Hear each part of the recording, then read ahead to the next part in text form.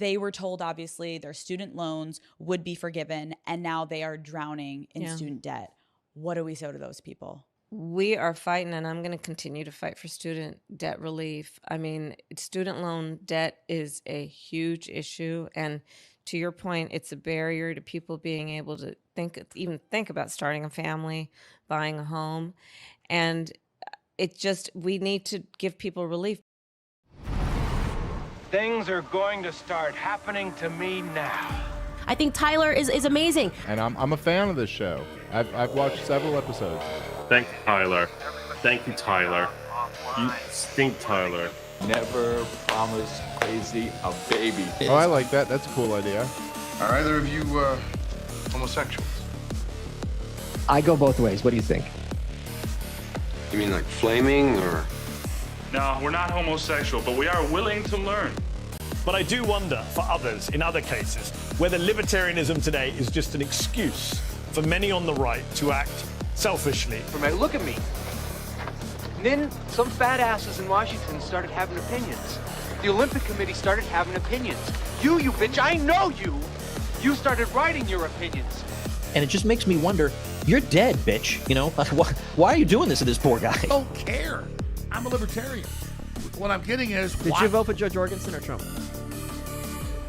Who? Joe Jorgensen. That was the perfect answer. Thank you. Oh boy. Hello everybody. This is Tyler Yonke, LPR. Yeah, we're gonna talk Joe. Is that okay? There's already some stuff in the chat and it's going, I don't know if you think I just come on and I shit on people, see Nick Rekieta, maybe you're gonna have a little, you're gonna see a tune change. Maybe you're not gonna like that. Maybe because you're a Kiwi I don't know what the fuck those people are. Welcome everybody. Why are we doing it on a Monday? Joe came out and he made some statements, produced some documents. So I thought we would just talk about that. Plus, here's the bigger thing. I'm going, he's coming to town at Roseville, I think. Well, yeah, I know where it is. Thunder Valley Casino. So I'm gonna go see him on Friday night. And with that in mind, I can't do the show. So I might do it on Friday earlier, but I don't know. We'll see how it goes. So Friday, it's not going to happen, but I thought I would do this real quick anyway. And then next week, I think it's the 18th, on Friday, we're having Sean, potentially criminal, potentially, but he's confirmed he's coming on. So we will do it. Now, Sean, last week, we came in here and Robert Barton says hello. I llove you all. Thank you. That's great. Okay. So Rootless Redneck comes in here with the F. Lily Lynn. Okay. Hey, I don't like how this is.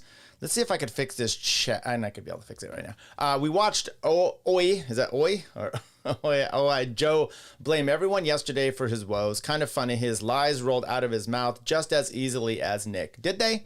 I don't believe that's the case, but JC says, and JC's in here, and we got everyone saying hi. We do have this ability to see this. Let's see full chat. So we can see the full chat coming up there, folks. So I can post it up here on screen. I can check it in on this side. I can point right over and say, look at the chat right over here. There we go. So we're doing everything. Oh, that's my show notes. We don't want to show that. Okay, but with that in mind, anything I've said about Joe's legal case and derogatory for him, I do want to make a correction. Maybe we'll work through it. Like I said, I got Kill Tony on Friday, so I'm not going to be here. The question is, Tyler, are you writing anything to get pulled up on stage? No. I wish I had.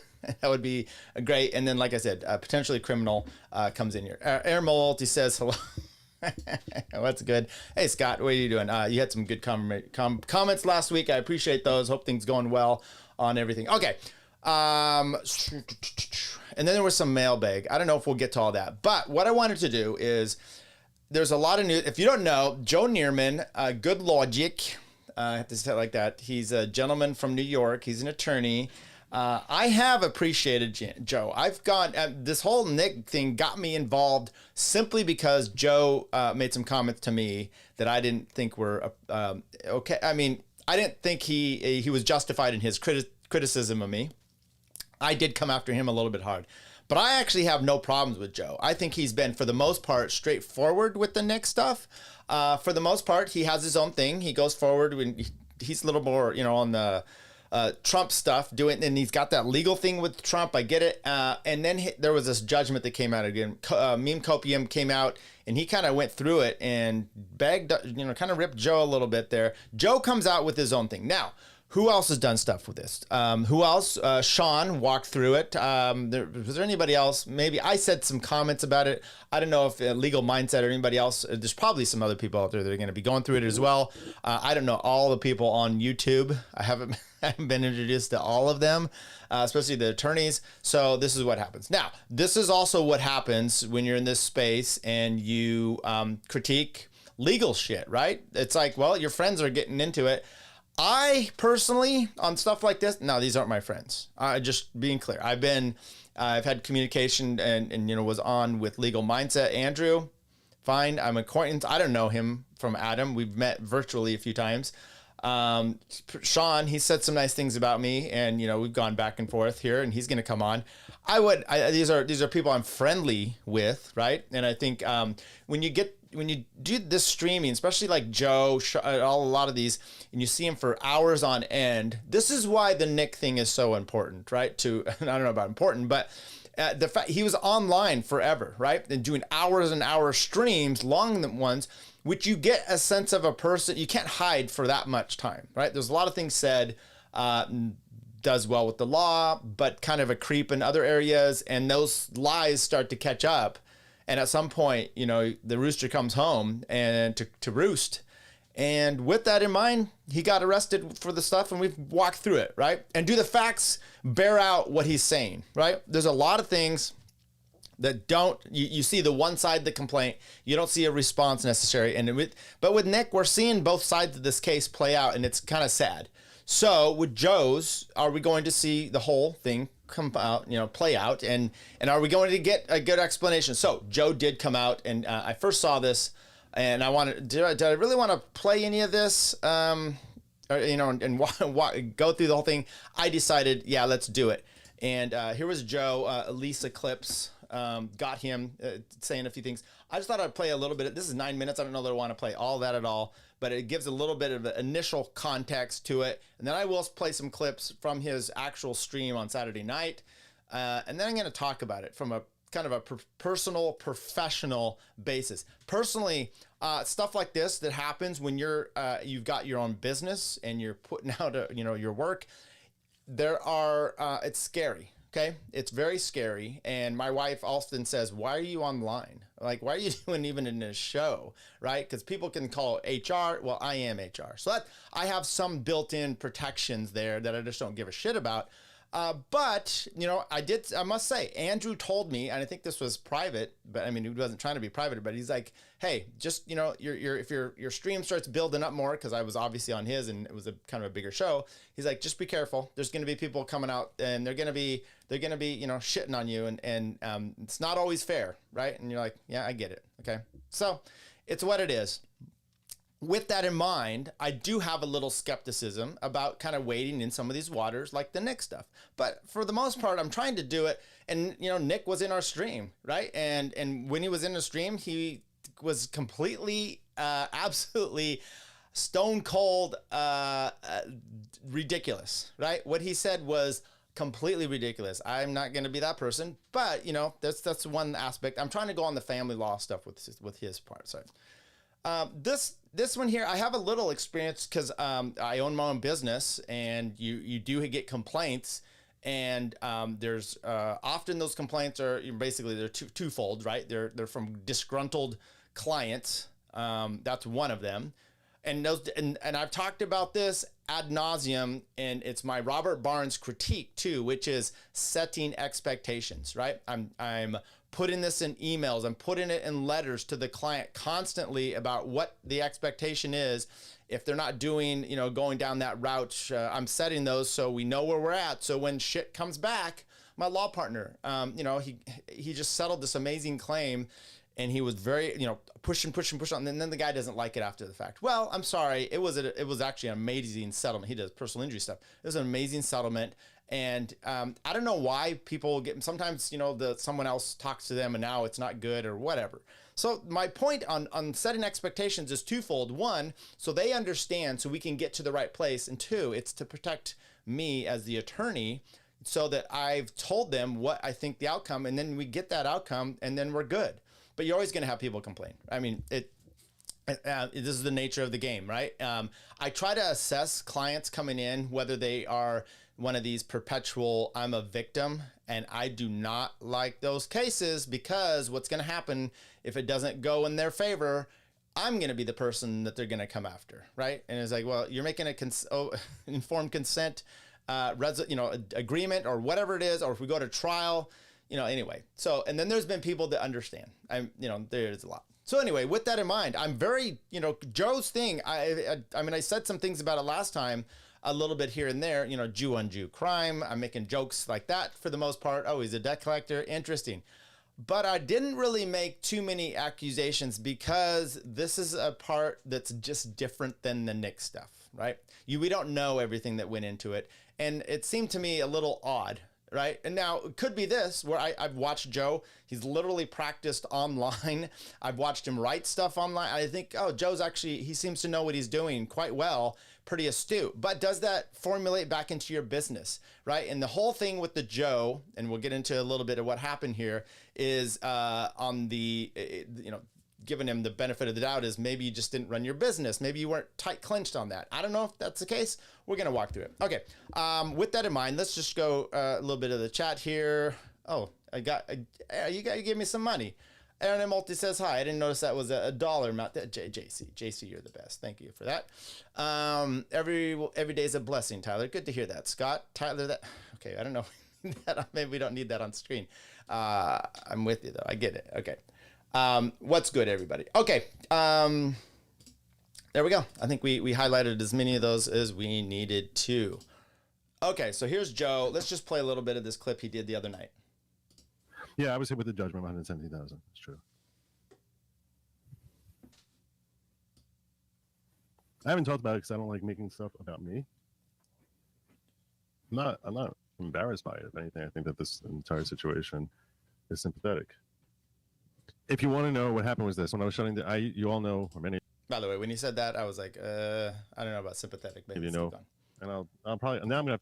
I mean, no offense, Joe, but attorneys aren't typically seen in the sympathetic mind. Okay, it's not. When I think of different professions, I'm like, oh yeah, shit goes wrong against them, I'm sympathetic. Now I know that's not what he means, but let's keep playing along. I have to address this. I'm probably gonna end up addressing this on Saturday night, and the internet can go crazy for the next 3 days. And okay, fine. But yes, I was hit with a judgment of $117,000 when I was shutting down my company. So we had a 3-month winding down phase where we were like basically transferring and training another company how to do what we do. So we were working with a skeleton staff. There was a letter that went out, which went out to a debtor, which should not have been sent. And there were legal flaws in the letter. It was basically demanding a subpoena. It was issuing a subpoena across state lines on too short a time window. There were a couple of flaws. Like Rittenhouse taking a gun, anyway. The letter. I never followed up on the letter. I never did anything with the letter. It was a letter that went out. The recipient of the letter was someone who actually owes $8,000, $9,000 or thereabouts. And he claimed that receipt of the letter caused him tremendous emotional stress. I just want to point this out, okay, as we go through this. If you remember my initial comments, I said, this guy, and I'm standing by a lot of what I picked up initially, which is this guy, this Shoal Levy, seems like quite kind of a scumbag, right? He had a drug problem. Not to say that drug problems are bad, but he leaves his apartment trashed. I don't know if he left it trashed, but he left it. He wasn't in it, and the guy's like, "You owe me rent," and then he skipped out and went. He was first of all, he was immigrated from Israel, then in New York, and then had this issue, and then was in like rehab, and then didn't pay his rent, and then skipped out on that to Florida. And the question was at the time, is there an actual judgment in place? He's in Florida. Joe Nierman's office, he had this debt collection agency that he had purchased. He's talking now about winding it down. And I encourage you to go watch his stream. He talks about the Florida stuff, the Dominion voting about halfway through. And I put it in the link here, I think, on my description. second half of that, about an hour 10 or so in, he starts talking about all this stuff. Now, this clip was from the night before or the few days before, and he said he was going to do that. So then, and we will play some of those clips. I just wanted to say I wasn't very sympathetic to the guy in the first place, okay? Then he has all this emotional distress. Now, I get that there's emotional distress involved, but do you think Joe has any emotional distress too? And was this intentional infliction of emotional distress? These are all things that come in here. And you know me, kind of where we're at in life, like, you know, pull up your pants, be a big boy. I get it, but let's keep going here. And that this is a violation of the Fair Debt Collection Practices Act. So I basically, and he sued me personally. The reason he sued me personally is because my name was on it. The letter had been signed off by someone else. They basically would take a stamp and they would basically stamp my signature on it. And I'm technically obliged to be aware of anything like that. There were thousands of letters that went out, and this was one of the last of many tens of thousands of letters that went out. And this one was flawed. He claimed that he was emotional wreck. He went to a lawyer 2 days later, never got any counseling or anything for it. The court found a $500 statutory violation. There was a hearing that I attended, which I was self-representing at first, and then it got too stressful. Because the key is the legal fees. It's not his actual damages, the legal fees. And it basically is a racket. The entire system is set up as a racket. No matter what I was offering to try and resolve this, they wouldn't take it. And they were demanding like out of the gate, like $25,000. I'm like, are you out of your freaking mind? I didn't have $25,000 to give them. And by the way, it's Joe over. He does not have the Jomentum going down here like this.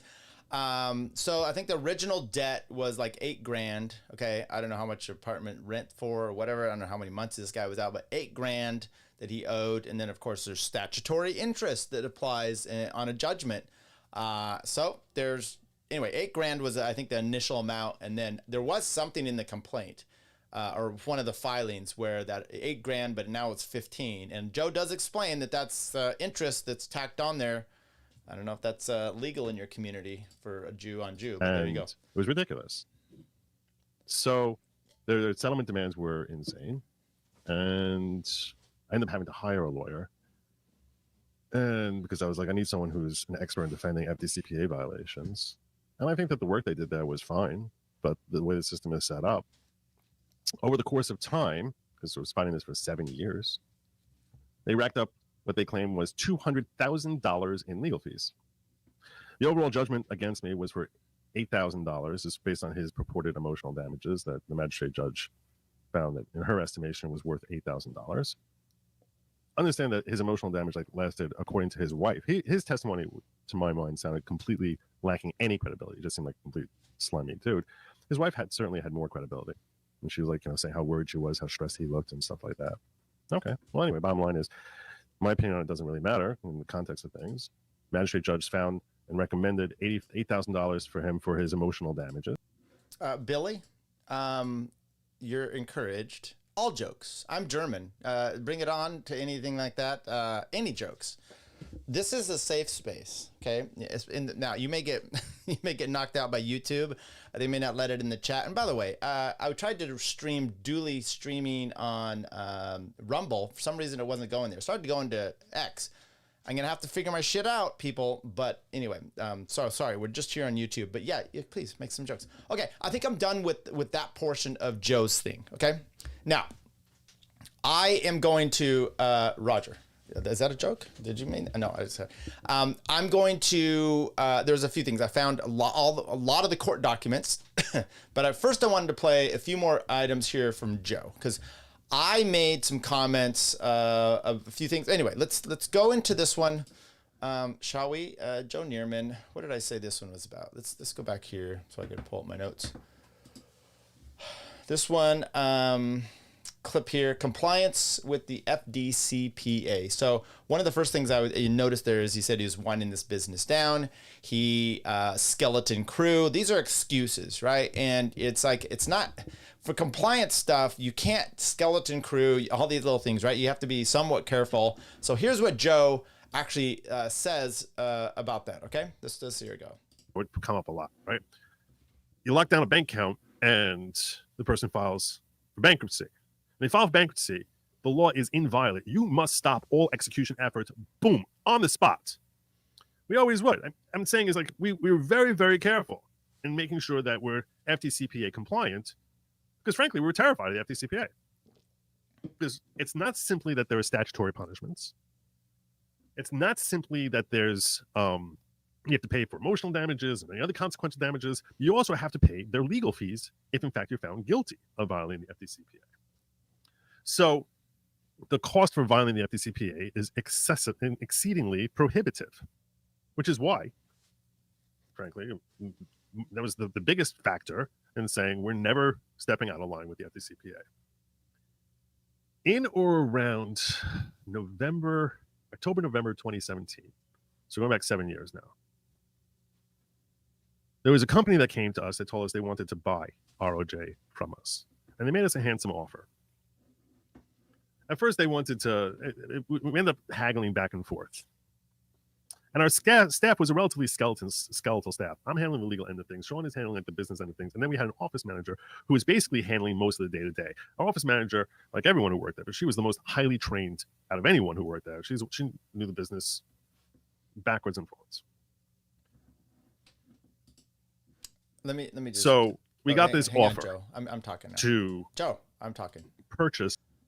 I'm talking. Let's go.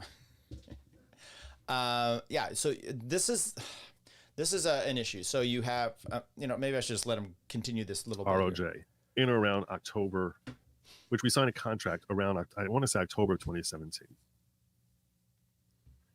I think that's right.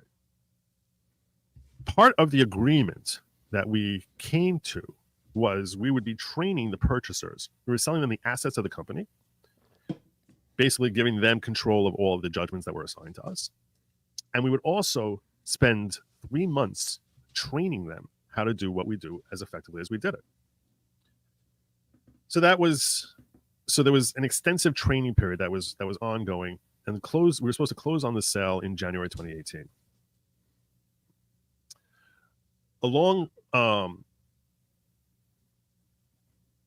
So there's one of the that was our contract period there between October 2017 and January 2018. Now, there's a couple of things I need to mention also. ROJ sent out thousands of letters. The letters that were designed to have legal backing behind them would have the name of my law office, which I call Law Office of J. Henry Nierman, initial J. Henry Nierman. I'm gonna pause there because I'm gonna play you the whole show, right? And we're gonna talk about a few things. One, and I don't think I picked it out specifically. Let me just double check here. No, is Joe said he did not have liability insurance. Okay, so what that means is, as attorneys, we have to have. Well, you should have liability insurance. Matter of fact, if you work for a law firm, they typically just pay your liability insurance. If you're a new attorney, you get different, breaks when you're first out there. But if you go on your own, you've pretty much got to purchase it. And if you're not, you're really flying. Like I said, there's reasons people are going to come out of the woodworks to have an issue with you, right? This first firm that I worked for, and we were independent contractors. And by the way, I want to emphasize what Joe's talking about, and even Barnes last time saying rulings don't necessarily mean that true justice was had or that it was morally. Yes, I completely agree. Okay, and I don't think the federal FDC, RP or PA, whatever it is, I should probably look this to make sure I'm actually getting it. FDCPA, okay? That law is necessarily good. There's a lot of consumer protection laws out there. And yes, there are businesses that will, in California, as an example, we have the Homeowners Bill of Rights, okay? And so you're a homeowner and you have these rights and all these logistics and laws that are, and they change all the fucking time for, if you're a homeowner, for your lender. And I have done a lot of work with that. Okay. Now with that in mind, is it always even fair? Sometimes it's overdone for the party, right? The homeowner. One of those things, when I said I'd worked for an attorney previously, as an independent contractor. Well, that independent contractor law is really getting washed away in California. And I think that sucks, okay? Independent contractors, they work, and now there's what's called respondeat superior. That is basically the law that says, you know, the employer is responsible for, you know, his underlings if they're doing stuff in the course of business. Andy, he's delivering his truck. Got stolen the other day. Okay, he's out delivering stuff. If he's on the job and he's actually doing the job he's supposed to, he's not parked on the side of the road getting handy from his wife or something. Then, you know, and the truck gets stolen, it's the respondent, it's the response. Or if he gets in a wreck with this, it could be the liability of the owner. And some of this gets split away when you're an independent contractor. Okay, so Joe has a staff. They're responsible for a lot of the stuff that's going on. Now, he talked about a stamp earlier, okay? I've got one, and we were sending out letters at one point, and you just have your signature stamp. Now, that's about consent to what is being put in the letter. I drafted up a letter, or actually the legal assistant did. I reviewed it. It's all fine. If he changes it later without my consent, puts his own phone number on it, and puts the stamp on there and getting business for himself, that's something we never discussed, or stole it. Maybe took it home and his mom's using it or something like that, right? That's not under my purview. It's not even in my control anymore. And that is stealing something and using it for criminal enterprise. Joe is having someone do the stamp and sending it out, and it should have been checked. Okay, so that's part of the problem. It's across state lines. That's one of the aspects that you have here. Okay, so I don't know. I was kind of rambling there a tad bit, so maybe we need to take a little. I wanted to take something. So Joe bought this company. He was doing debt collections. He had a partner that was doing it with him. He decided to sell and was undergoing this process to train his new staff to take over from him, and that's when the shit hit the fan. They sent out this debt, and we've reviewed this. We've had other people, and you probably here in the chat have all heard this debt. According to, and you know, Meme Copium said that he couldn't find any of this, and it was according to one of the documents filed by Mr. Scholl, his attorney, that this was not even a valid judgment, and that's when we had talked about that's a problem. Now, Joe didn't have liability insurance. That's a problem as well, okay? Once again, you're a new attorney or whatever, you get liability insurance because shit's gonna hit the fan. Let me go back. I'd worked for this attorney and someone didn't like the work that we had done. So he files a complaint with the bar, okay? Now, you've got liability insurance to cover you for this. And sometimes it's not only for covering it, and by the way, you're gonna fight it, right? Fight it. Why are you gonna fight it? Because the guy was lying. We did great work. And he this happens. People complain sometimes. You know, I've done this, guy pays, you know, like we've done all different kinds of fee agreements, like a $3,000. Anyway, it doesn't matter. Someday I'll get into some of all these issues. And so there's a bar complaint in the bar, in this circumstance, for the guy I was working for. So we all had to go in and testify, and we had done a lot of work. I mean, for the $5,000 that they paid us, it was a lot of work. The billing was a lump sum. And the billing that we had actually done in correlation to this far exceeded what it was. And he didn't like that. So he makes a complaint. So you can get attorneys that represent you because you don't want your license. And in the end, they said, you're going to have to repay him. Now, give him back the $5,000. It's like, okay, but why would you not push back on this? Like, I mean, you did a lot of work, and at the time, brand new attorney, at least for me. I mean, it didn't come out of my pocket, but as a business owner, sometimes your margins are thin, and so you're trying to pay people, you're trying to pay bills, you're employing people, you're getting health insurance, and you're paying their liability insurance too, perhaps. And this guy wants his money back for work you did, that you had to keep the lights on and everything. Of course, you're going to push back. Okay, so. Joe didn't have liability insurance.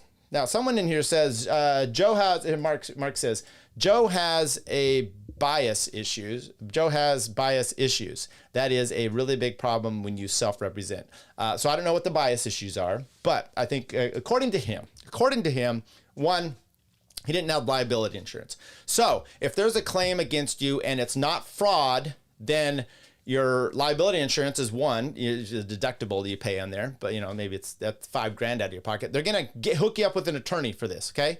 And then then they're also going to have limits of how much they're going to cover for damages. Okay, like $1 million is a very typical type of thing per claim, or it's aggregate so much per claim up to $1 million type of thing. This would have covered, not a problem. Okay, he said he didn't have the money, and he tried to make deals with them, and they were no-go the whole time. Okay, and I get it because, and what, by the way, he didn't answer this question. They did file in New York. Now, you could have done it in New York, or you could have done it's federal court. They could have done it in New York. They probably could have done it in the southern, I don't know which district it is down there in Florida. They could have done that as well. Perhaps the business sense was better for filing it up in New York rather than down south. Maybe the judge would have been better. I don't know if that's the case. It would be interesting to see. It was interesting that they filed it up in New York. We've seen a lot of bad judgments coming out of there and in the first place. Okay, here's another thing, because one of the big issues to me was, okay, if you don't have a judgment and you're just, maybe you bought a bad judgment, or you bought it and you took this guy's notice, you're like, hey, he said that there's a judgment in place, and maybe there's not, and I'm just throwing things out now. He said there was, according to Joe, you can take his word for it or not, but even in the pleadings on the other side, the other attorney says he called Joe on like the 27th of December, and he said to Joe, show me the judgment. And Joe's like, I'll get you the judgment. And then there was never a judgment to be had. Now, according to Joe, that was not the case. He doesn't remember that call. But he's like, okay, but I told them that we weren't going to do anything about it. It was a bad letter. We never should have sent it. Okay, but I want to say this. This is what Joe says about the judgment. Let's go into Joe. Maybe this was default judgment. He really didn't know anything about it. Okay, first let me do this. I want to go. Here is the judgment. So there was a judgment, okay? Joe's going to talk about this judgment here in a second. So this judgment was for rent. It was for, and I don't have the full thing. This is just a screenshot. I'm taking his word for it. He says it's in the housing under, there's different divisions there. It's in the housing division. So if you were going to look at it just in civil court, you wouldn't find it, but it is in the housing. I didn't look too specifically in all the filings. I did find the filings for this case, and but Joe's producing it here. So let's get back to Joe himself now talking about there was an actual judgment. And Joe's talking about it because there's a problem, right? And is it a problem that there was a default judgment? And if that's the case, maybe this guy needed to get it. It's still, here's the deal with default judgments. And what is a default judgment? And I think Joe will talk about it a little bit, but I'm going to say my part about it first. You file a case in court. You then serve the other party. You have to personally serve them. Once they've been personally served, they're now aware of this hearing or this court case. They have 30 days to respond. If they don't respond in 30 days, you can ask the court to enter judgment as a default judgment, but it's only on what was in the pleadings, okay? Sometimes that's good, sometimes it's bad, because you then have to be really specific on the pleadings, on the petition, as to what your relief is that they could grant you this. Okay, and with that, if someone wants to come in with this in California within 6 months of a judgment, they can get that set aside, okay? And typically they will, because the court favors adversary rather than default. In other words, they want you to be able to participate in your case. And if you said for some reason, there's a list of them, different, at least California Civil Code, reasons why you can get this judgment overturned or set aside.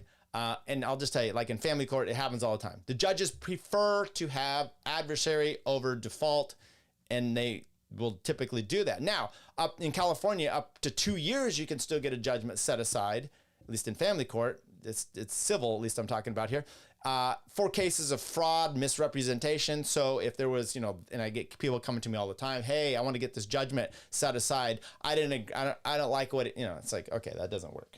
And it's difficult to do, okay? He deceived me. Oh, did he? I don't know. Or he, me, her. Anyway, with that in mind, Joe. What? No. If you look at this judgment, it was made in housing court, and you look at this judgment a little closer, it says I'm going to go back here a little bit. Perhaps millions of default judgments out there. Okay, there we go. So the first thought I had is, maybe this was default judgment and he really didn't know anything about it. Oh, there you go. No. If you look at this judgment, it was made in housing court, and you look at this judgment a little closer, it says decision and judgment is rendered based upon a stipulation entered into by the parties as follows. What does this mean? It means that this was in housing court. Mr. Levy was a tenant. Presumably, his landlord claimed that he had not paid his rent and was looking to evict him. And they entered into a stipulation where he, or perhaps his attorney, or some other person acting on his behalf, went into court and negotiated this. This is not a default judgment. This is not something he was unaware of. He was able to stay in his apartment, and presumably, because it seemed like he was able to stay there for a couple months extra. And the most likely scenario, I wasn't there. Like I said, this was assigned to us. I didn't have the original judgment. I mean, I wasn't there when it was originally entered.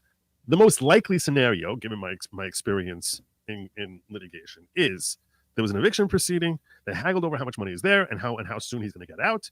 And he said, I'll pay you $8,700 and agree to have judgment entered against me for $8,700. And you let me stay here for another month, 2 months, 3 months, whatever it is. That's the type of negotiations that happen in housing court all the time. The reason this is significant in this context is because this is a guy who's suing me in court in 2017, claiming that this judgment never happened. He never heard of these judgment creditors, doesn't know who they are, and that I made up this entire thing, and that I've basically thrown his life into utter turmoil. I was like, you have to be kidding me. This guy he must be out of his freaking mind. Okay. Now you can say all your Jewish jokes you want. Yeah, that shit happens. Okay. Let's go here. I can't. Does Lubu? I can't believe he expected him to give him $8K. Okay, who is he and him and him?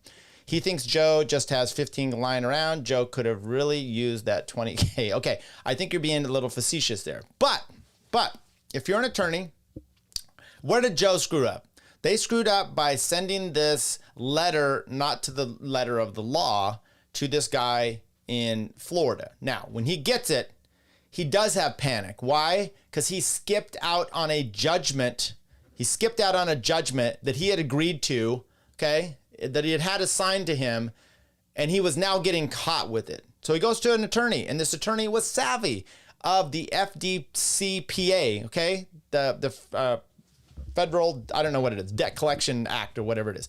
He was savvy with that, and he's like, this letter doesn't bode the term. It's little parts of it are not correct. We're not going to go up there on the day after Christmas. You can't subpoena me across state lines.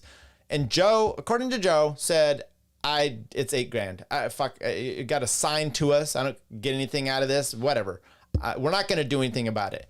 But this guy was so aggrieved that you would come after him for a debt he did. Oh, I believe it because I'm able to at least see the judgment.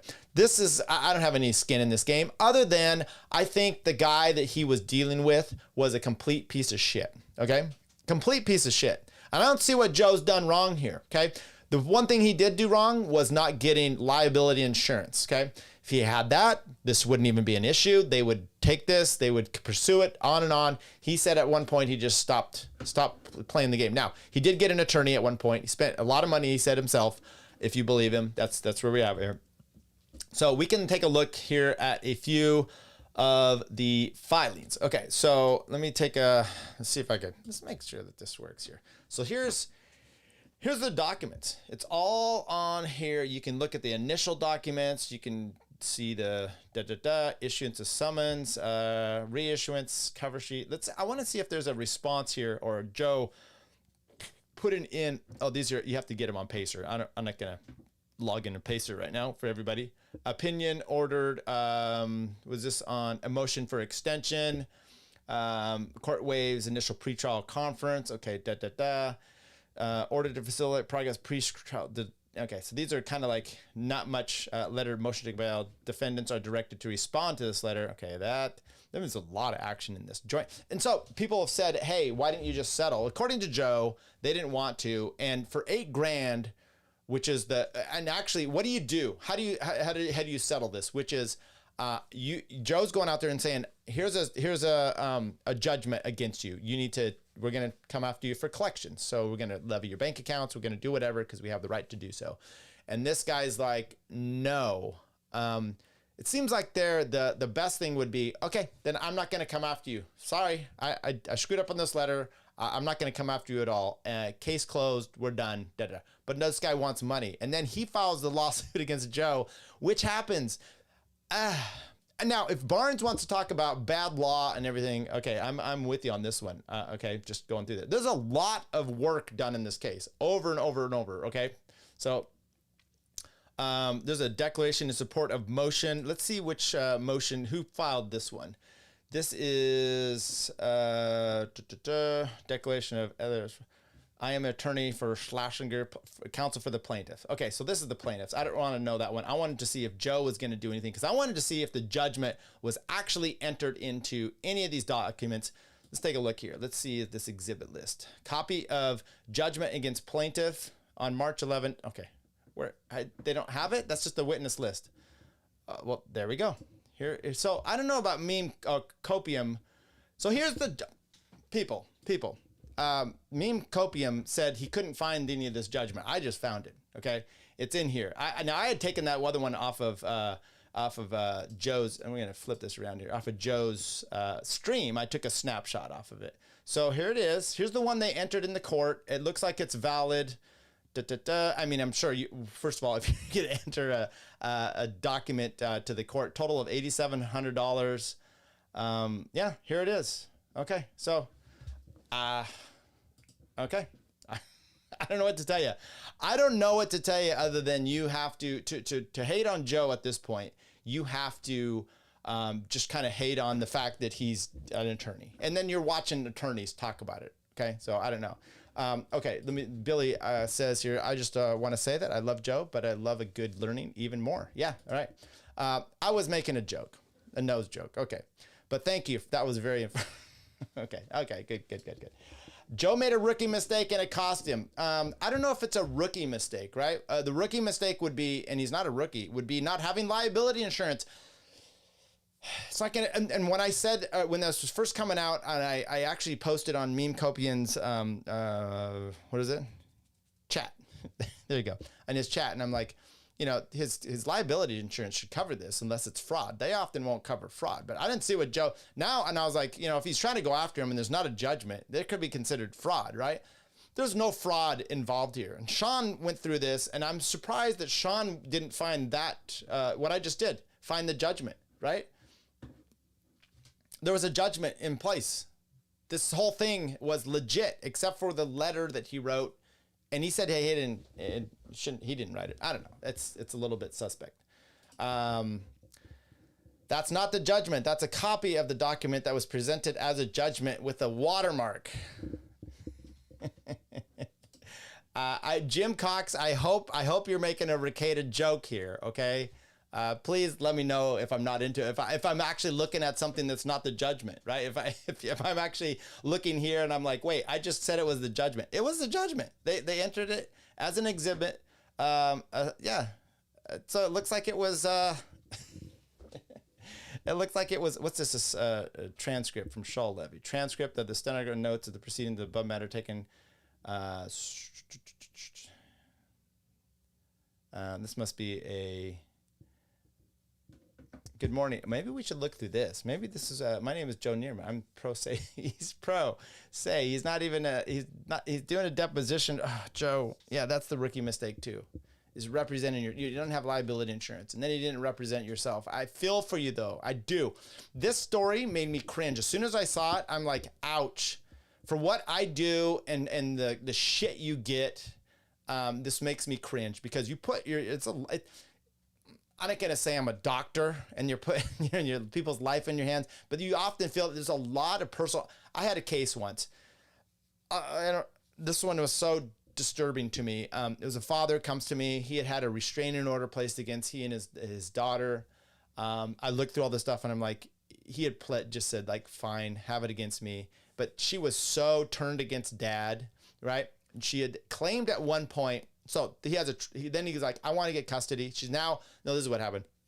She was now 18 years old. So he went to give her a birthday gift and the restraining order was over and mom files a new restraining order against him. How dare you come and give her a birthday? And he's like, she's 18. I don't need a custody order. The restraining order is over. I just dropped off a gift at her house. So we go to trial. He hires me just for this. I wasn't involved in anything else. We just go to trial and the daughter's on the stand and she's talking about how dad, she doesn't feel safe with him because he threatened to kill her once. And I'm like, excuse me? And, you know, you try to be gentle with kids. And I immediately was like, bullshit. So I'm pushing on her. And what it was he was taking her to her friend's birthday party. And he had Google Maps. And the Google map took him down a dirt road. And then it says, rerouted. And he's like, what the heck? So they rerouted, and then he dropped her off at this place. That was it. So she's obviously been tampered with by mom to the point where you just hate dad, okay? You just hate him. And so I felt, and we lost the trial because the judge is kind of like, daughter doesn't want anything to do with you. I don't know what I'm supposed to do here. Sorry, buddy. This is the way it is, okay? And you feel bad, right? And I felt really bad for this guy. And I took it personal. I mean, I had a hard, you know why? Because after trial, I'm done with this. It's a Friday, and he's on the phone, and he's like, okay. And he's just kind of sitting there and I go, what's going on? And he's like, I'm trying to get a ride to my house. And I'm like, you just lost this fucking trial. Your daughter doesn't want anything to do with you. So I'm like, I'll take you home. So I drove him home, and it was a sad place. And I just felt depleted. I went home, you know, hugged my kids, everything, and my wife.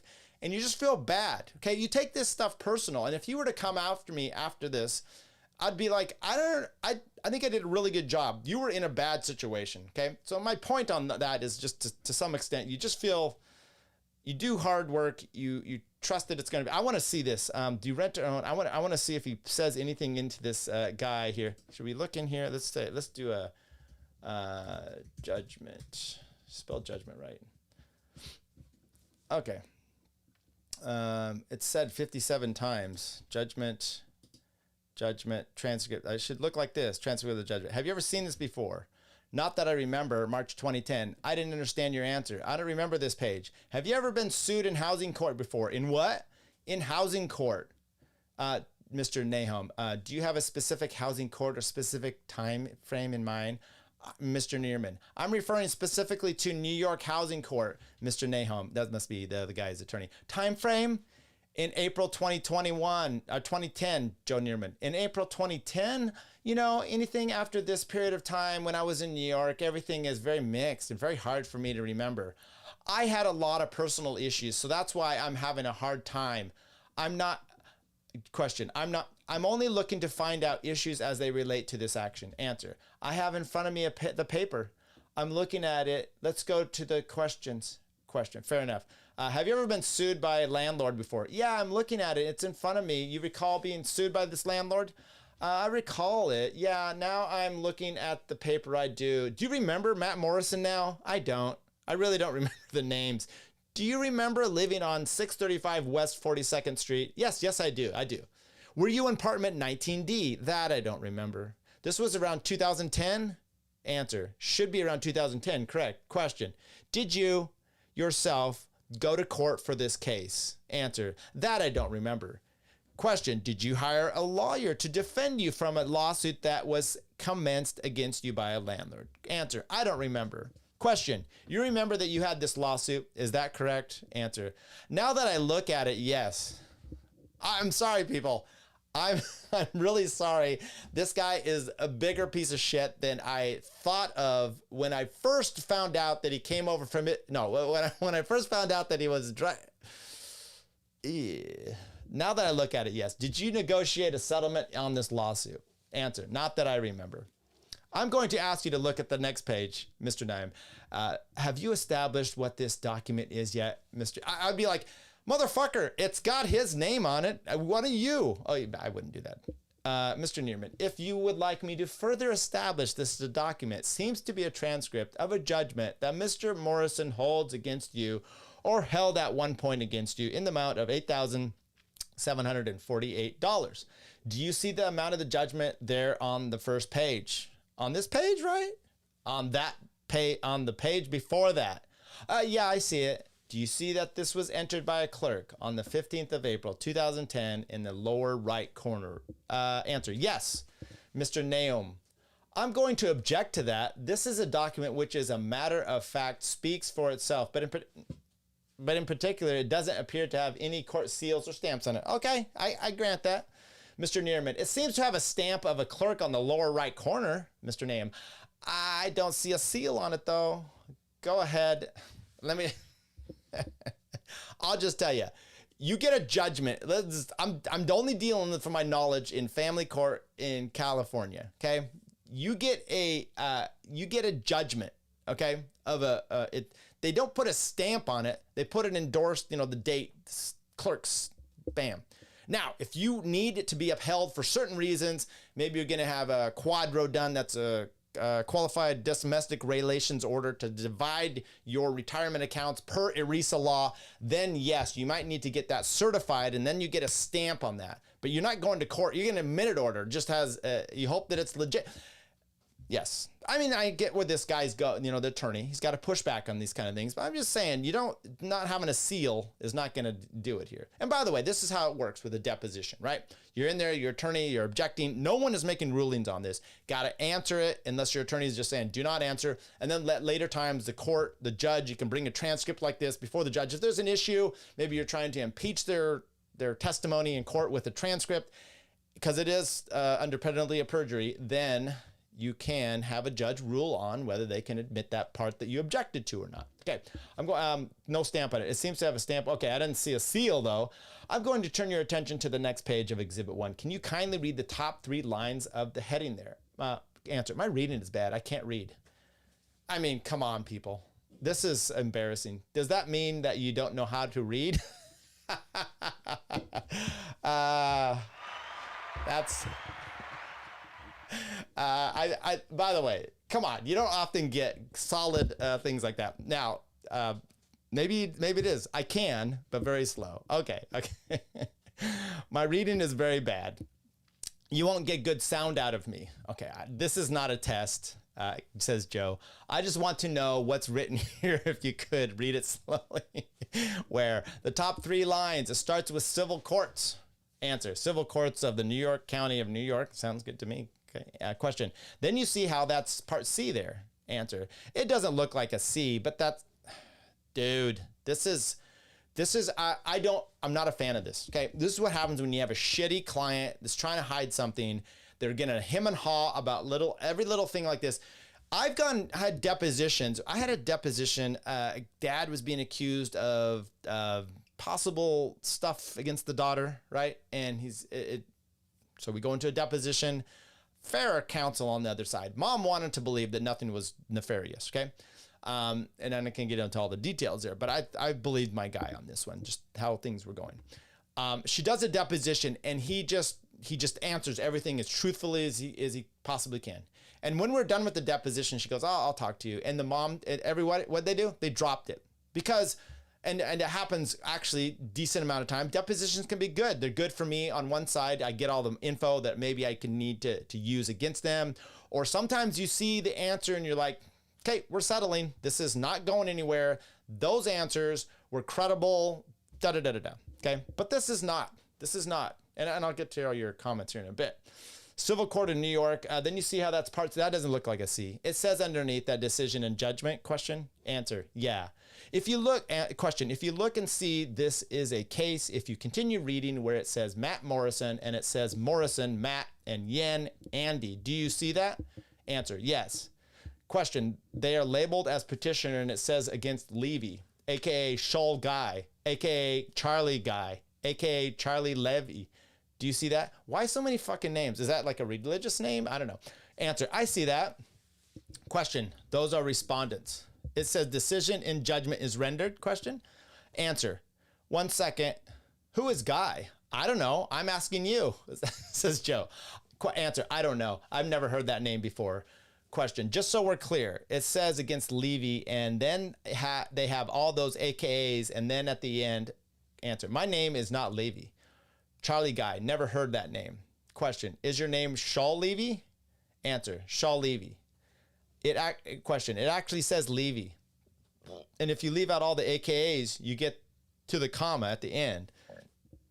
Then it says Shaw Levy beginning.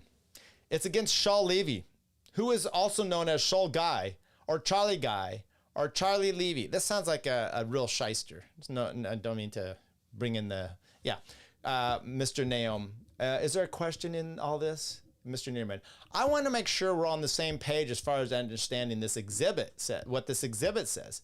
Question, Do you understand that, Mr. Levy? Answer, yes. Question, if we look a little further on this page, do you see where it says decision and judgment is rendered based upon a stipulation entered into by the parties as... by the way, I'm just going through this because it's fascinating and it's fun. But do you think that there is an intent from what you have here and what Joe's questioning him on and the way this guy's answering, that Joe was defrauding this guy? That I don't believe. Okay. Based on a stipulation entered into by the parties as followed. And then there's a long reading here where it says judgment of possession is granted in favor of Morrison, Matt, Yen, Andy, and against Shaw Levy, aka Shaw Guy, aka Charlie Guy, etc. Do you see all that, Mr. Levy? Answer, yes. Question, below that it says a counterclaim is granted in favor of the respondent in the amount of $0 and 0 cents. Do you see that? Yes. Is it possible you could come back so we can see you? Question. Answer. Sorry? Question. Did you file a counterclaim in this section? Answer. I don't remember. Question. As you sit here today, do you recall this judgment being entered against you? Mr. Nahum says, objection as to form. You can answer the question if you know the answer. Answer. I don't remember. Question. If you look at the bottom of the second page, it says entry of judgment. Answer. Okay. Question. It says judgment entered in accordance with the above. Excuse me, I should have called your attention to the middle section. I sort of skipped past it. I'm going to strike my next question and we'll move to the middle part. If you look to the center of the page, under the part where it says decision in judgment is rendered as follows based upon a stipulation entered by the parties as follows, and then it gives all your names. And then in the center there, it says for a total amount of $8,700. Do you see that? Answer, yes. Question, then at the very bottom of the page, it says entry of judgment, and it says judgment entered in accordance with the above 3/11/2010. Do you see that? Answer, yes. It says a warrant issued by Marshal Rivera on March 19, 2010. Do you see that? Yes. After reviewing all that, do you recall this judgment being entered by the clerk against you? Answer, I don't remember. Question, do you remember negotiating with your landlord about this case? Answer, no, I don't remember. Question, have you ever stepped foot in housing court in the city of New York? Boy, he's getting frustrated. I mean, you could tell by the tone of my voice. That's my joke. Answer, I don't remember. No, I don't remember. Question, did you ever hear of recovery of judgment before? Answer, explain yourself. That's not an answer. Did you ever hear of recovery judgment before? Answer, what is it? I'm asking, have you heard of it? Answer, no. Have you ever received a letter from... Okay, so I am done going through that. Man, it's hot in my room here. I'm just throwing it out there. It's hot out here in California. We're going to go through some of this chat, see what you guys think, see if you believe that... I don't know if that might not be able to go. Not at all, whatever says that. Okay. What did I say about... I'm trying to remember, Jim. What did I say about you? There was something I had said and you said not at all. That's not the judgment. That was a copy. I said, are you making a joke about Ricada? You said, not at all. Well, that's sad. That's sad to hear. Joe went in pretty hard, threatening the guy with prison to start with. Seems he brought this problem on himself. I don't even understand what you're talking about, honestly, Lily. Joe went in pretty hard, threatening the guy with prison to start with. Seems he brought... Did he threaten prison? I don't know. Do we need to look at the letter again? Maybe so. And let me ask you this. If you don't pay your debts, does the government come after you? And do they threaten prison? Yeah, a lot. Jim says, nobody can find an actual record of the judgment, only that document that was sent to the debtor claiming to be the judgment. It would also be filed electronically if legit. Possibly. All I'm saying is according to Mr. Nierman, this judgment was it was entered in as part of his defense. That would be very... by the way, if Joe entered in a false judgment, and he probably did check, I would assume he went back to the housing court and got this thing. I could be completely wrong, okay? I tend to want to give him the benefit of the doubt for a few reasons, okay? One is, as an attorney, you're going to be up shit's creek if you are filing documents that are not legitimate, okay? And that's posing your thing. And then let's look at the actual judgment against him, okay? The actual judgment against him was, and I'll go back to it in here in a second, the attorney's fees, since they got it with the statute, they can do attorney's fees, but the damages were not very much against him. Okay. Especially in 2010 or later. I don't know. I'm late. Who's right here? I am right. Billy, is it safe to say this whole thing with Joe is just Joe being out-Jewed by another Jew? Probably two. I don't know if Mr. Nahum is a Jew, but this could be a very, I mean, come on. He said they were pit bulls. Damn, spell check, threatening. Okay. Can't believe Joe tried to stronghand an amnesiac. Okay. Man, that reading. It's like I was there. True Orson Welles. Okay. Was closing cases out here, big dog. We closing cases out here, big dog. What a great way to start a Monday. Yeah, that's right. Yes, he threatened him. Sean read it the other night. We can look at the letter probably to go through that. According to, but here's the deal. There's a threat. Hey, maybe the penalties, as an example, once again, I don't do this kind of stuff. I'm just business owner, doing cases. You're not trying to, I'll have to look at the letter. Let's see if I can find the letter here. Letter addressed to, that's the one to the magistrate. That's not the letter we want.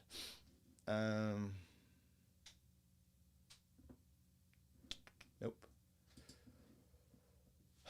I'm gonna have to see if I can find the letter, folks. But main document, a collection letter. There we go. There we go. Main document, subpoena, deuces take 'em, collection letter. There we go. Exhibit B. All right. Thanks. Thanks, Lily, for pointing that out to me. There we go. Okay. Shaw Levy, a.k.a. Charlie Guy, sorry. Herein enclosed, please find subpoena deuces take 'em, directing you to appear for a post-judgment deposition and turn over your financial information. These financial documents include tax returns, blah, blah, blah, and other detailed. Please take notice that the failure to comply with a properly issued subpoena entitles the creditor to move the court to impose sanctions and or debtor and request additional fines and or imprisonment. Yeah, whatever is... Okay, I'm not buying that he threatened to put him in jail with that. Yes, let's say, and you're not going to, and I'm going to read that as a typical person. By the way, as a savvy criminal that Shaw Levy is, I'm just putting that out there with all the AKAs and reading the deposition. Okay, so here's how that works. You are not going to be put in prison for violating for a subpoena, necessarily. However, if you file a contempt order, they treat it like a semi-civil criminal. They arraign you, and penalties can be subject to jail time for contempt. Okay, that's what it would actually be. So, and or imprisonment. Yeah, but it says properly issued. This one was not properly issued. Okay, Joe confirmed that this was a case in which a J out Jane another J. I'm late. You're going to have to go back and rewatch this. Hour back. Gross. I don't think I can catch up on 2X. No, you can't. You can't do that. However, let me finish up any of my parts that I had to take on this. Okay. So what were my last things? Due process. We talked about that. Joe claims the attorney stuff. And by the way, I'm giving Joe some benefit of the doubt. I know there's people, maybe you want to hate everything, but I don't see it, okay? I don't see that there's nefariousness. He bought a debt. This guy's a total slimeball. Now, you're saying that's not legitimate, a judgment. If that's still the case, okay. I just am not buying it. You know what? I need to do this, though. Maybe we need to go back to, there was the judge would have, been much harsher. They would have said there was fraud if that's the case. Declaration to support a motion, not that one. Order granting, not that one. Main document to dismiss. Did we click on that one?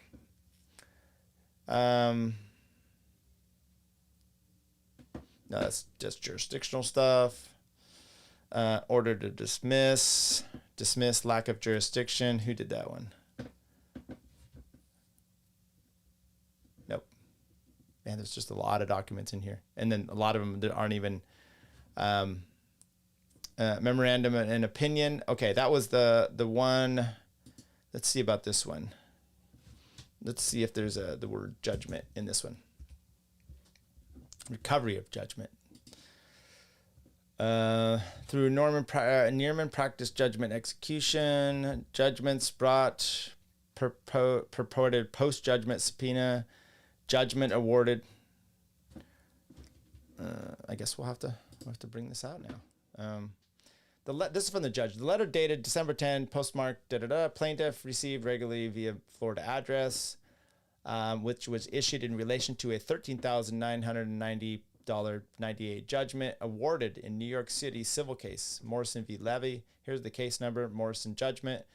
Plaintiffs, the subpoena commanded plaintiff. I mean, they're listing it out here as not, I think this is the judge. Court considers a threshold issue whether, pursuant to Article 3, plaintiff has constitutional standing to assert his FDCPA claims. Plaintiff asserts two types of allegedly concrete harms: out-of-pocket, emotional damages. Doesn't say anything about fraud, though, for producing a incorrect judgment. Out-of-pocket loss. I'm sorry, I'm going to go back down here with continue doing the Morrison judgment. He paid a flat fee of that in attempting to have the judgment taken against plaintiff and Morrison and vacated and the case dismissed.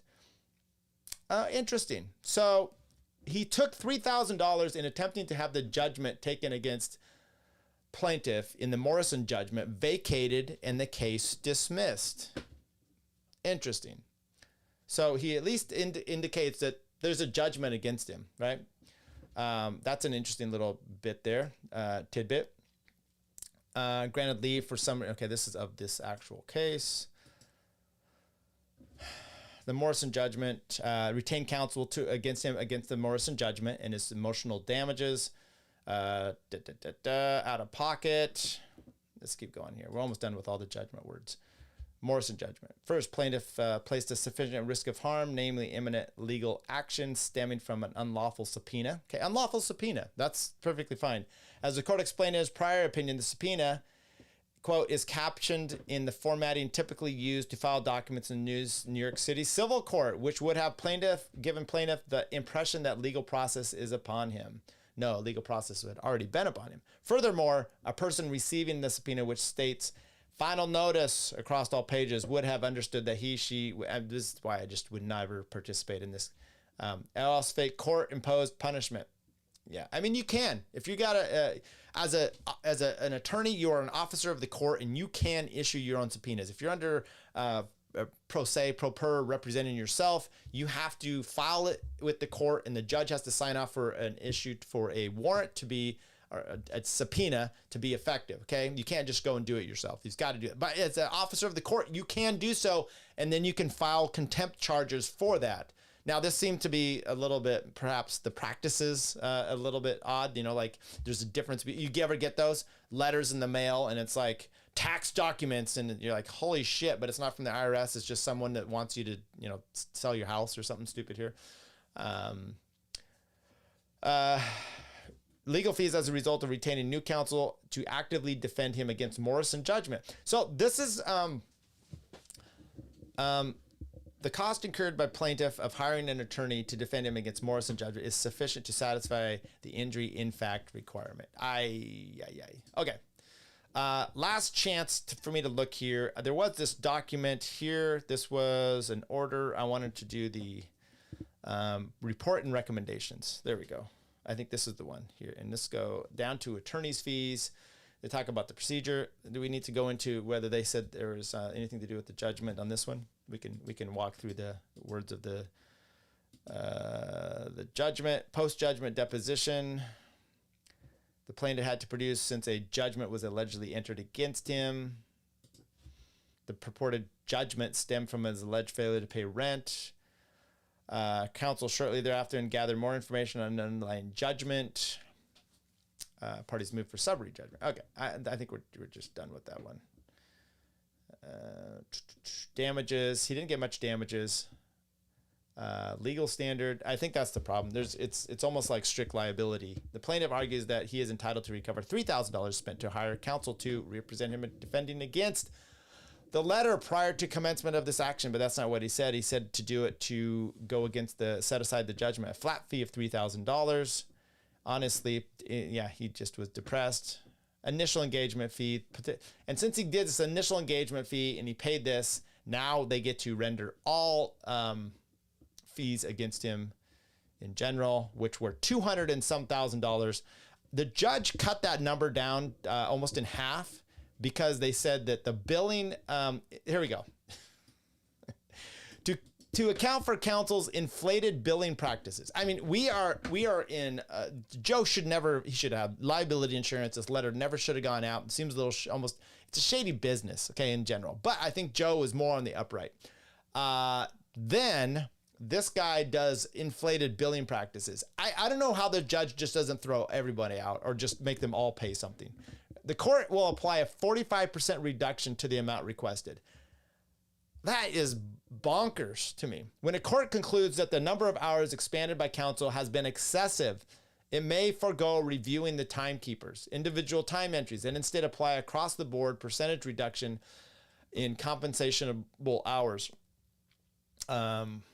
That is a cost. Plaintiff argues that he should be awarded $5,924 for the costs incurred in this case.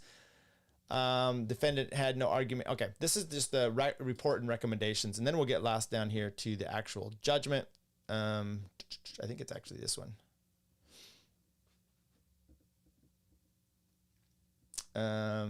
Conclusion. For that reason, the court adopts the R&R in its entirety. The court kindly directs the clerk to enter judgment as follows. Plaintiff is awarded $8,000 in actual damages. Okay, if this was fraud, you think on the FDCPA that they would only be doing $500 in statutory damages, $103,000 in attorney's fees, and $5,924 in costs, and the award $117,000. So this attorney's fees. So who benefited in this case? This is where you guys maybe need to pull it back a little bit, right? And if you want to hate, this is an attorney that it looks like, according to Joe, they wouldn't take any offers. He's like, I kept offering, try to resolve this. They wouldn't do it. And in the end, that guy comes up with attorney's fees of $103,000. There's no way this guy paid his attorney that much. They were probably either doing it on contingent or whatnot. But the attorneys are getting those numbers. They're not doing a third of an award. They're getting the attorney's fees. Okay, this guy comes up with $8,500 plus another $5,000, $6,000, right? So he gets like $14,000, $15,000, and then okay. Hang on. What happened with Nick Rekieta? I thought he just did coke and swung with his wife. We're not talking about Nick right now. I doubt a civil judge would accuse me of a crime in the judgment, would they? Yeah. Are you kidding? An attorney? It's part of the damages you can assess is fraud. Okay. It's not necessarily, let me ask you this. Did Trump, I guess that was a criminal case, but fraud is definitely a tort as well. Okay. So, I don't even know that guys did a thing. Okay. That's good. What are you looking for? Sean's here with me and may be able to point you in the right direction unless you found it already. I'm sorry. You guys, I'm sorry about that. Civil court isn't going to accuse me of crimes. Yes, they would. The Baldo Guard is in full retreat. We need not concern ourselves with those failures. Yeah. So, you guys, I'm not gonna sit by and let Joe get vilified for something that seems like this guy was a piece of shit. Okay, and he had really crappy, shitty, not bad attorneys, good attorneys that are kind of pieces of shit. Okay. I don't really care. I'm just saying you can stand up for what's good and what you can see out there. And I'm a little biased. I'll say that. I'm a business owner. I've got this. I've got shit that could come down. And what's your first thing? You don't want to just give, especially if Joe believed that this judgment, and by the way, how about we reserve? We will reserve a little bit for this, which is, let's say we want a little bit more. Someone out there, some stealthy person should be able to go to the housing court and get this judgment, okay? You've got the case numbers, everything's out there. Matter of fact, what I'll end up doing is in the descriptions, I will put to the court listener let's go in here to the court listener, which you can find all the stuff on there. If you have access to Pacer, you go there on Pacer and you can get a ton more documents, but there's a lot out there. You're able to get the actual judgment here. I mean, I think they even have it over here. Whoops, not that one. There we go. There it is. There's the judgment. It mentions it, case number, has everything in there. You're able to go to the housing court. Someone in New York, go take a look and see what you can find. At this point, we make judgments. I'm in Joe's court at this point. You guys can hate me all you want. I don't really give a shit. Yeah, Joe, I feel for him as a business owner and as an attorney. And Joe, if just liability insurance, you would have solved that problem right up front.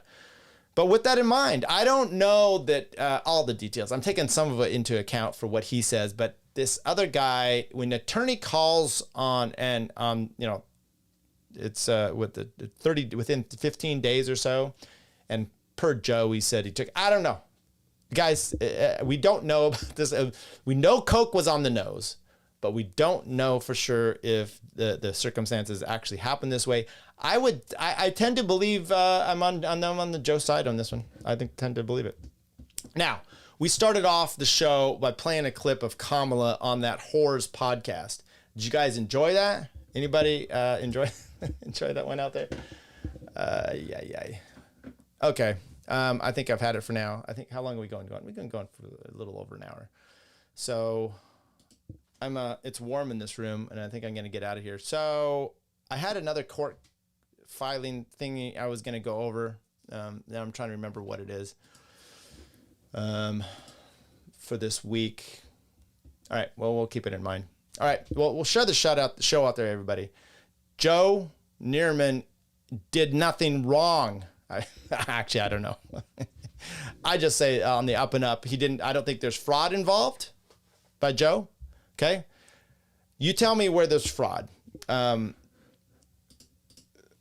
Didn't they make case law out of Joe's case? Now, he says they did, which to me, if that's the case, he shouldn't be working on this appeal to the Supreme Court. And by the way, maybe you guys can help me. Maybe I should ask Sean, because I don't think Sean did. Ask me this. He and Kurt spent hours today online going over doing... I don't know. Maybe you make more doing YouTube stuff than you can as a working attorney. But oh my God, if you've got debt, judgment against you and this is wouldn't you be clientele working? I don't understand. I never understood that about Nick until I saw how much he was making online. I'm like, you can't be a real attorney. And when I mean a real attorney, I mean a working attorney, an active attorney, and spend all your time streaming. I went to work early today, very early. Came home. My daughter was taking off San Diego. It's now 5, almost 6 o'clock here on the West Coast. Said goodbye. Came up here at 4:30 and did this, but I worked all day. And then what I'm gonna do when this is over? I'm gonna go downstairs and I'm gonna pull up my laptop and I'm gonna do a little bit more work. Yeah, because that's how.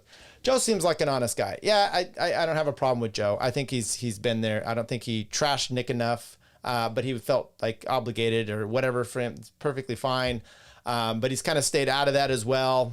I don't really have much problem. I still listen to him. Practicing is the word of the week, month of the year. Yeah, I guess that's right. Hey, by the way, Jim, all you guys, I appreciate you coming in here and joining us. Subscribe to the show. Put the bell on. You never know when you're going to be coming in, when I'm going to be coming on. What you should probably do, and this is on me, right? I usually put out a notice on Twitter, so go follow me on Twitter. Careful, I'm a bit much there.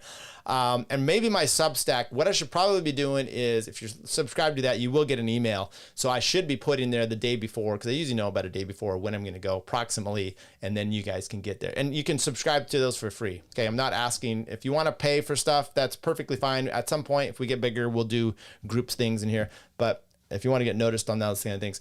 I appreciate the pushback. By the way, this was me just taking a shotgun, and I appreciate the pushback and some of you guys had in here. Perfectly fine. This is what we do. I just had a sick feeling in my stomach about Joe, and I wanted to be concerned. YouTube isn't sending notifications for some reason. Well, that's probably thank you, Lily, and I appreciate it. We may not agree on all this, but I appreciate you being here and getting pushback on this. So with that in mind, if YouTube isn't sending out notifications, that could be partly my fault today, because I set this for, I'm going West Coast Pacific time. I set this for 3:30, and then I went and moved it to 4:30. So maybe it's on me. I don't know. Maybe it's on you. Still working on a new outro, but we're still using the same intro for that one. So good night, everybody. Keep safe. Liability insurance. That's the way to go. Things are going to start happening to me now. I think Tyler is amazing. And I'm a fan of this show. I've watched several episodes. Thank you, Tyler. Thank you, Tyler. You stink, Tyler. Never promise crazy a baby. Oh, I like that. That's a cool idea. Are either of you homosexuals? I go both ways. What do you think? You mean like flaming or? No, we're not homosexual, but we are willing to learn. But I do wonder, for others, in other cases, whether libertarianism today is just an excuse for many on the right to act selfishly. Look at me. And then some fat asses in Washington started having opinions. The Olympic Committee started having opinions. You bitch, I know you. You started writing your opinions. And it just makes me wonder, you're dead, bitch. You know, why are you doing this to this poor guy? I don't care. I'm a libertarian. What I'm getting is, Did you vote for Joe Jorgensen or Trump? Who? Joe Jorgensen. That was the perfect answer. Thank you.